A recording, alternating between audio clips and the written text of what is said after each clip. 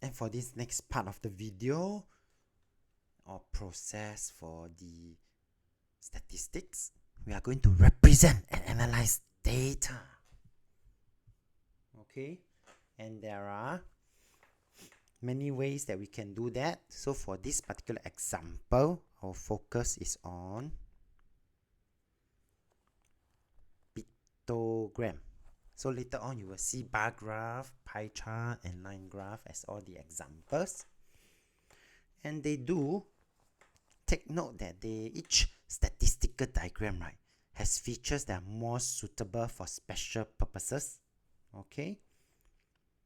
So for this particular example, the pictogram uses pictures or symbols to represent quantities.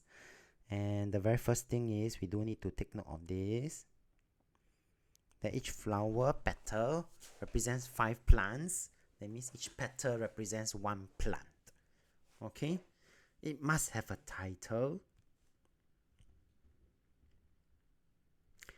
The symbol must be of the same size. A key must be included.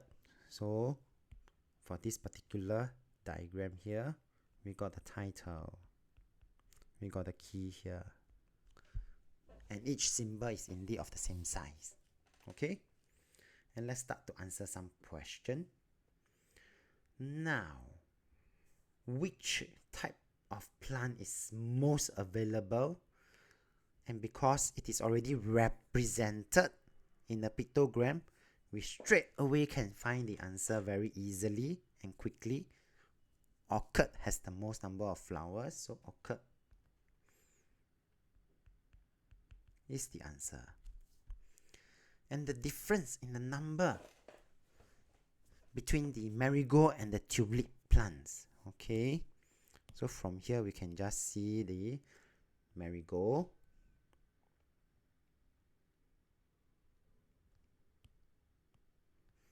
and the tulips, and we just need to minus them off. Yeah,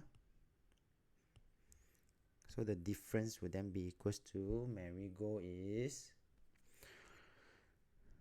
5, 10, 15, 18, and tulip is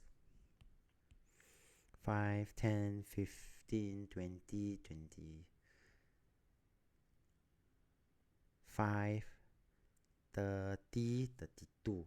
So it's simply 32 minus 18 to give us the answer as 14.